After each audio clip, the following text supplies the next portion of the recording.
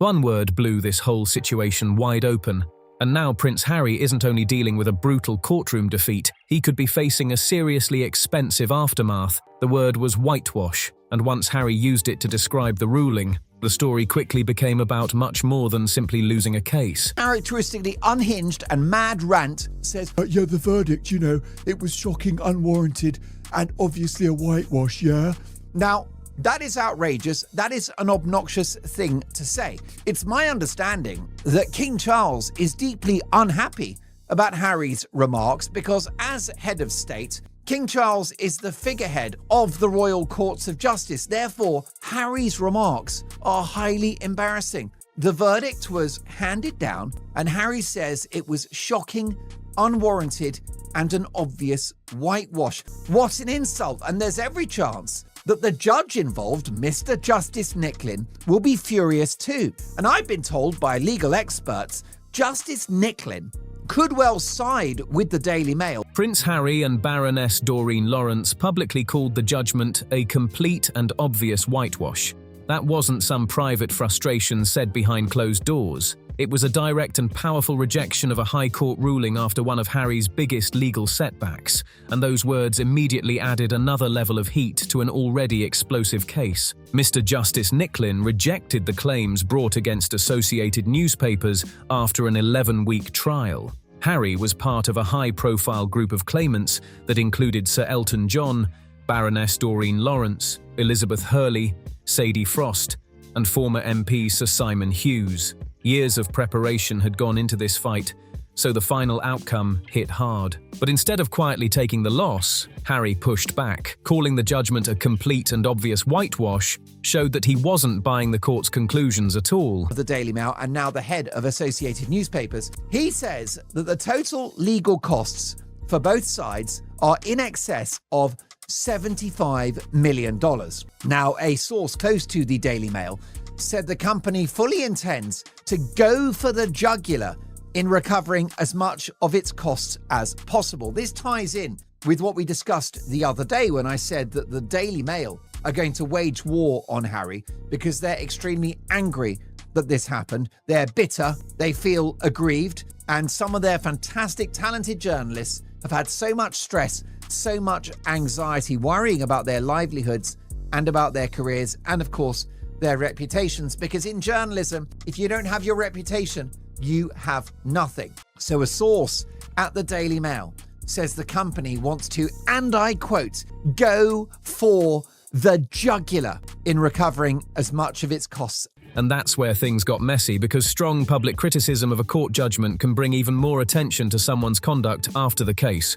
There was also another major problem: the evidence. Parts of the claimant's case faced serious challenges during the proceedings, including questions surrounding important witness testimony. When evidence that a case depends on doesn't land the way lawyers expected, the whole argument can suddenly start looking shaky. That raises the uncomfortable question sitting underneath this entire fight. Were the allegations supported strongly enough by evidence that could actually survive a courtroom battle, or had belief moved further than what could legally be proved? Harry clearly believes the judgment got it wrong, but the court reached a very different conclusion. Then, there's the royal angle, and this is where the story gets even more awkward. King Charles is Harry's father and the monarch, but that doesn't mean he can simply wipe away a court judgment or magically erase Harry's legal bills. Still, anything involving Harry, the courts, and the crown is guaranteed to attract major attention. And now we get to the part that could really sting: the money. Associated Newspapers has spent a huge amount defending the litigation and is pursuing costs. A costs hearing scheduled for July 29th and 30th could determine another crucial part of this legal mess, including how those expenses are ultimately handled. Claimants are believed to have, after the event, insurance arranged through a business called Temple Legal. It's called after the event insurance. The idea is when you sue someone, you've got this insurance, and therefore they will pay out a bit if you lose. Now, the insurance is understood to cover approximately $19 million of potential costs. Now, remember, Paul Dacre is looking for $75 million. The insurance at best will cover $19 million, which is, of course, a fraction of the overall figure. The Daily Mail previously told the court it had already incurred $10 million in costs and expected to spend millions more. Now, because Harry's lawyers were acting on conditional fee arrangements, he may avoid paying his own lawyer's fees if the insurers respond in full. But the problem you got is that Harry's conduct during and after the trial could increase their liability. In other words, Harry's reaction, calling it an obvious whitewash, may well prevent the insurers from paying out. After the judgment, Prince Harry publicly criticised Mr. Justice Nicklin, describing the ruling, as I say, as a complete and obvious whitewash. Now, a source close to Harry described issuing that statement as, and I quote, very stupid and very unnecessary. Harry has already lost the case, but that doesn't automatically tell us exactly what he'll personally have to pay. Massive figures linked to the wider litigation shouldn't simply be treated as Harry's individual bill. The court still has to deal with costs, and that process could make a massive difference to his final exposure. One possibility attracting attention is indemnity costs. These can be tougher than costs assessed on the standard basis, but they aren't automatic just because someone lost badly or criticized the outcome. The court would need to decide whether that higher basis is justified after considering the legal arguments and relevant conduct. That's why the whitewash comment matters so much. Associated newspapers or its lawyers could potentially point toward Harry's conduct when making arguments about costs, while Harry's team can defend his right to strongly disagree with the judgment. Whether those words actually increase his bill is for the court to determine, not internet speculation. Behind closed doors, Harry's lawyers now have a tricky job. They aren't just dealing with the consequences of losing, they also have to manage whatever costs arguments come next. When litigation reaches this scale, even a portion of the opposing side's costs can turn into a seriously painful number. Then comes another question hanging over the story: insurance. Major legal battles can involve insurance or other arrangements designed to reduce financial exposure, but the exact details of any protection Harry has aren't publicly clear enough to assume what would or wouldn't be covered. Policies can contain limits and conditions, so the details matter big time. And that's what makes this situation so dangerous for Harry financially. It isn't accurate to say he's definitely heading toward financial collapse, but there could be significant personal exposure depending on what the court orders and what protection is available. The difference between those numbers could be enormous. What started as a fight over alleged unlawful information gathering has now turned into a battle involving evidence, credibility, courtroom conduct, massive legal expenses, and Harry's explosive reaction to defeat. And that single word, whitewash, is now sitting right in the middle of the controversy as the fight moves toward the next expensive stage. That potential financial exposure suddenly feels very real, because this isn't just about another legal bill anymore.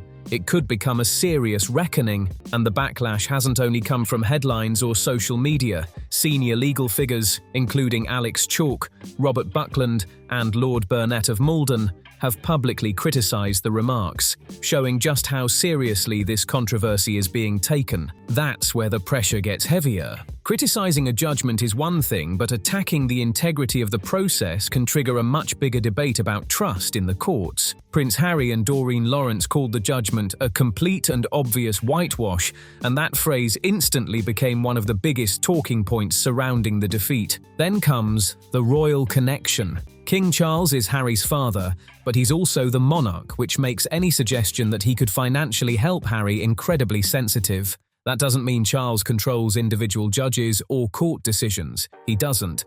But the symbolism alone makes this family drama hit differently. And that's why speculation about King Charles possibly stepping in has exploded. If Charles privately helped Harry with some of his financial obligations, critics could argue that Harry was being protected from the consequences of an expensive legal defeat. But right now, there is no solid basis to say the king will actually do that. The silence surrounding that question only keeps people talking. No confirmed rescue package, no clear announcement that Charles will cover Harry's costs. Just speculation about what could happen next. And when royal family drama mixes with massive legal bills, people start filling those empty spaces with theories real quick. But the numbers are what make this different. This isn't just embarrassment or another rough headline that disappears after a few days. Depending on the eventual costs ruling, there could be substantial financial consequences for the losing claimants. Exactly how much Prince Harry personally pays remains to be determined, and that's a crucial distinction. The case itself also creates a brutal contrast. Harry went into this legal fight making serious allegations against associated newspapers, but the High Court ultimately rejected the claims. After an 11-week trial, that result left Harry facing not only defeat, but questions about what comes next financially. And his response made sure the controversy didn't end with the judgment. Instead of quietly accepting the outcome,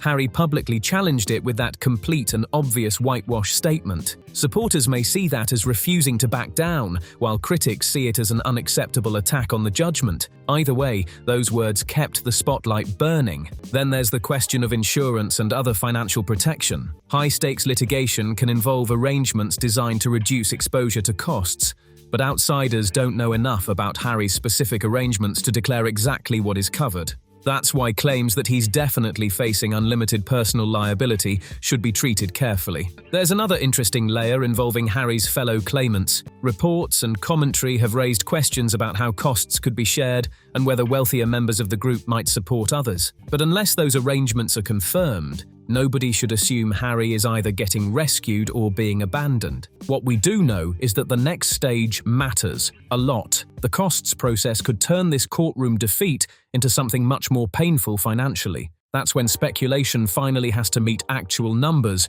and Harry's legal team will have every reason to fight hard over how those costs are assessed. And hanging above everything is King Charles. Does he stay completely outside his son's financial situation, or does private family support eventually enter the picture? Even if assistance were offered, that wouldn't change the judgment itself, but politically and publicly people would absolutely debate what that support means.